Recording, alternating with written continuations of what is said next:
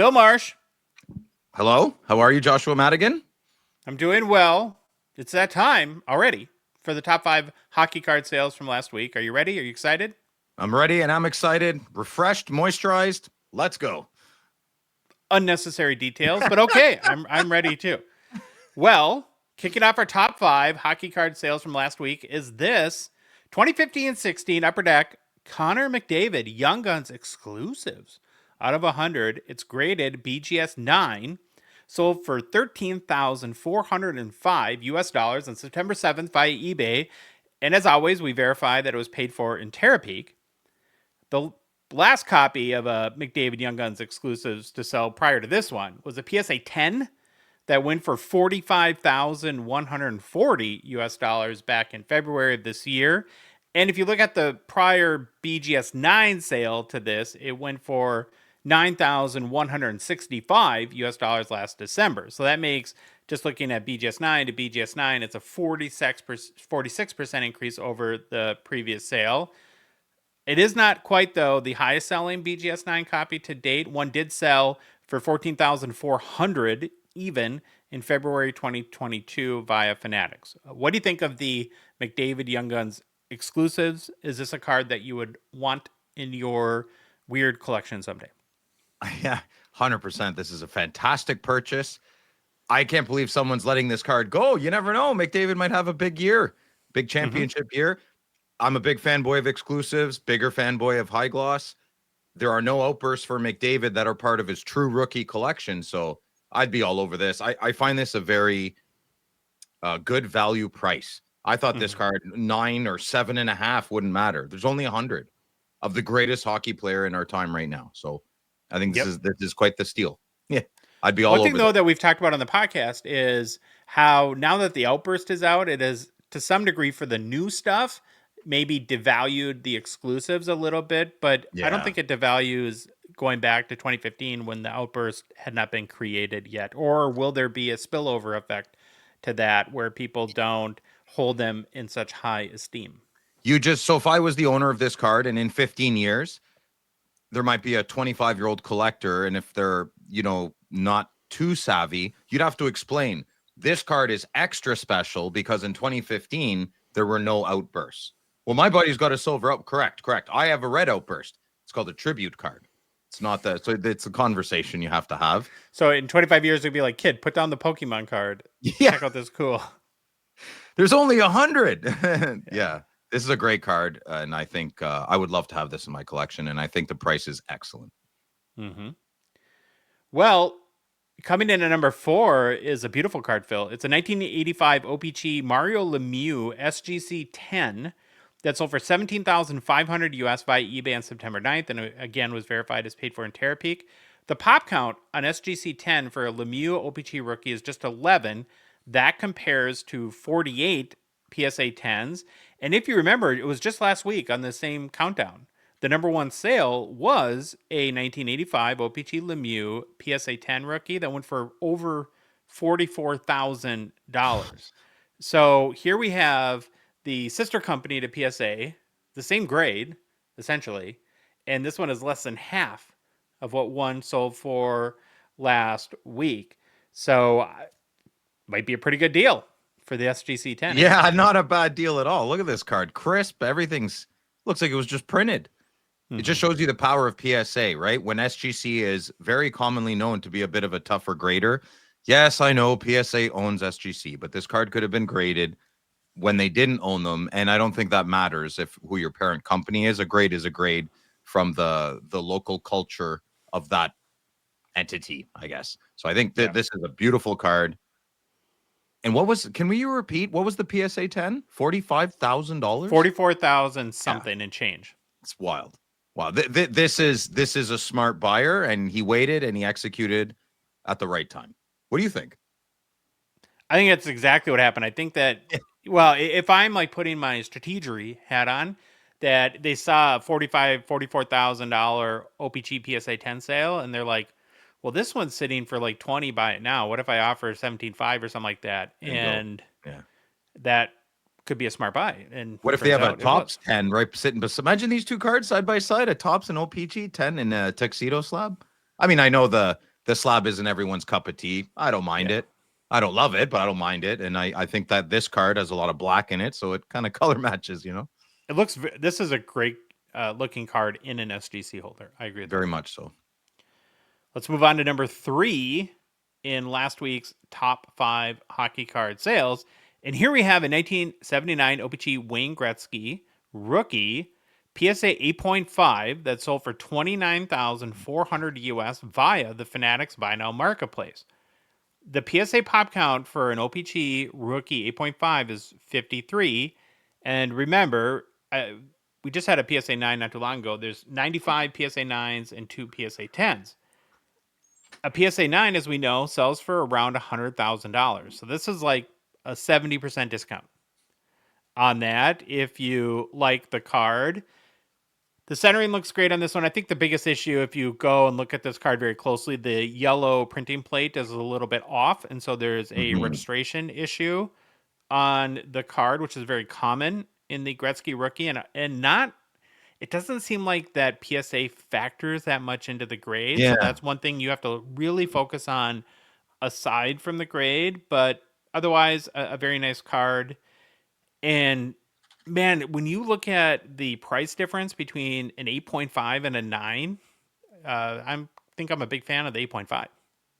You don't see the halves too often. I always get nervous on any Gretzky card with the old PSA label. It's a different machine. Like I don't have the bankroll, and I don't think people get to a bankroll status that I'm looking for by being silly with their money. But for trivial purposes, it would be a nice experiment to grab 10 Wayne Gretzky rookies, all previously graded from 4 years and before, which wouldn't have the new hologram on it, and then resubmit them. I think it would be quite eye-opening. And I can't help, I'm not trying to inject negativity into this, but I can't, for 30,000 American dollars, that affects every decision I have of buying any Wayne Gretzky graded rookie. Does not affect me if I'm buying a raw graded, a raw rookie of Gretzky. They don't exist too much anymore, though, you know? So, you know, congratulations to the buyer. I'm glad whoever sold it. Good job on both parties. It's a very nice card. It's not the Gretzky style I like, but if we're speaking to the good listener, my hesitation lies in anything over $1,000 in an old PSA slab. Buy the card, not the grade. 100%. And I think this one card, more so than any other in our hobby, I would never buy without consulting as many experts as I could get their opinions on. And I would PSA suggestion that this is, in their opinion, an 8.5 out of 10 is fantastic. That's a great opinion.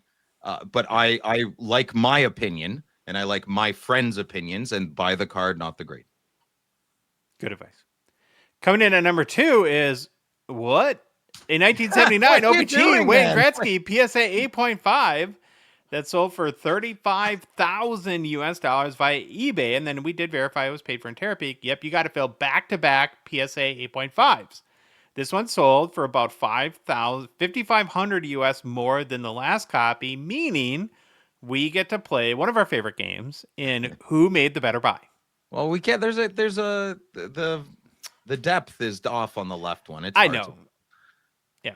Once again, somebody gets rewarded with $35,000 for taking a very C- photo of their card. C-, that's an E-. Yeah, well, it's according to all of Canada, but E does not exist. I'm telling you, there was an E when I was in elementary school. I was an A student, but sometimes B. But believe it or not, I was. Yeah. I was. I could show you report cards. A little bit of newer slab, so that must make you happy. In that, I need to see them in hand. I like playing this game, but I wish I need 10%, 10x magnification. Really, only 3. And the oil drop looks better on the newer one. The top right corner looks a little suspect, but that could be the pixelation. That bottom left rough corner cut too. It's a little more of a rough cut on the 35,000. On which? The one on the left. Yeah, it could be. Yeah, that could be rough cut, or it could be like. That's tough to tell. A bad picture, man. The bottom left on the 35K looks very questionable as well.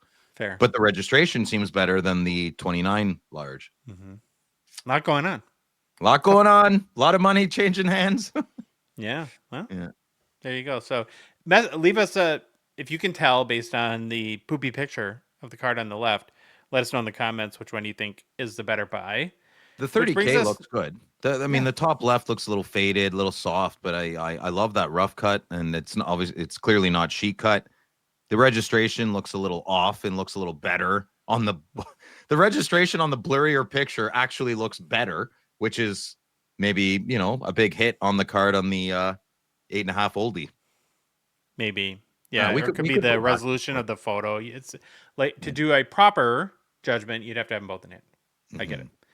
Which brings us to the top selling hockey card in the past week, and which I think I did some research and I couldn't find it. I think it is the highest hockey in-person auto sale ever. Ooh, what is it? Give me a hint. Give me a hint. Ah, come on. This 1979 O-Pee-Chee Wayne Gretzky rookie PSA 8 Auto 10 sold for $125,000 US dollars. This confirmed? Via private sale, confirmed by Card Ladder, and they do that. They have a process to confirm these.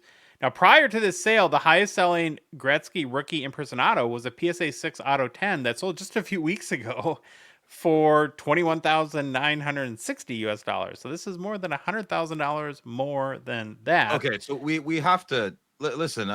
Tinfoil hat, maybe. Where's this is illogical. It's if that autograph came with Wayne Gretzky smiling on your couch in your living room with a gold pen, and he signed that card, and that came with the card, and he actually signed it properly. I'm not saying he didn't sign it. Maybe he was in a rush. That's a different category. Won't even go there. I want to, but I won't.